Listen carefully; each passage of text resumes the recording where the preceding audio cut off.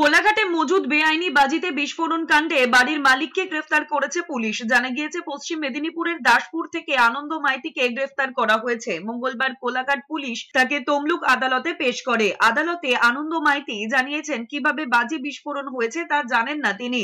রবিবার রাতে কোলাঘাটের পয়াক গ্রামে বেআইনি বাজি কারখানায় ভয়াবহ বিস্ফোরণ হয়। ঘটনা গুরুতর আহত হয়েছেন একজন।